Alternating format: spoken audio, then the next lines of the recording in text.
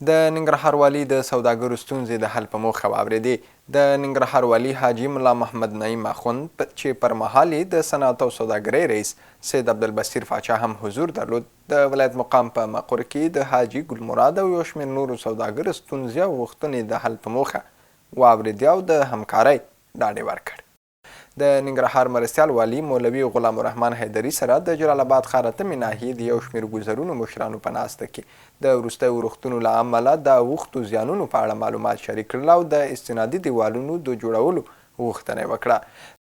د ننګرهار مرستیال والي مولوي غلام الرحمن حیدري سره د صنعت او کانونو خونې عمومي ریاست مرستیال حاجي عبدالوهاب خوږیاڼي د شوکاڼي اتحادیې په استازیتوب حاجي بهادر او غړو یې ولیدل.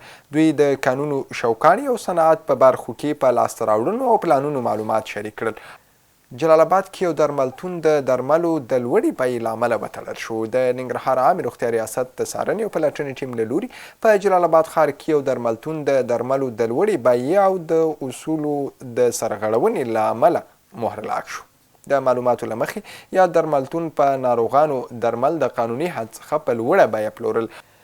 ننګرهار کې میشت ولسونه د افغان دولت له لوري بهر میشتو پانګوالو ته د 15 کلن مالیاتي معافیت پریکړه یو مهمه او مثبت ګام بولي او هرکلی کوي. دوی دغه راز وایي دغه پریکړه کولی شي هیواد ته د پانګې د راجلبولو ترڅنګ اقتصادي ودې ته هم لار هواره کړي. د ننګرهار اقتصاد رئیس وایي مرستندویه موسساتو ورسره ژمنه کړې چې وروستیو سیلابونو او طبیعي پیښو له امله زیانمنو شوو سره به لازمې مرستې کوي. نوموړی وایي یو شمېر مرستندویه ادارو سروې پیل کړي او له بشپړېدو وروسته به مرستې پیل شي. د ننګرهار کار او ټولنیزو چارو ریاست مسؤلین وایي په تیر 1404 لمریز کال کې سلګونه ځوانان د بېلابېلو حرفوي زده کړو فارغ او ټولنې ته د کار په موخه وړاندې کړي دي.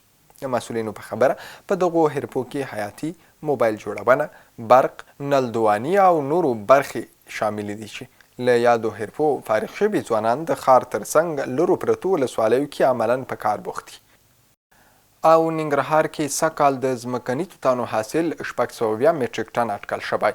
د ننګرهار کرنې اوبو لګولو او مالدارۍ رئیس مولوي عبدالستار محمد وایي سږکال په 4 ولسوالیو کې پر 406 جریبه ځمکني توتان کرل شوي چې د اټکل له مخې به 670 میټریک ټنه حاصل ورکړي.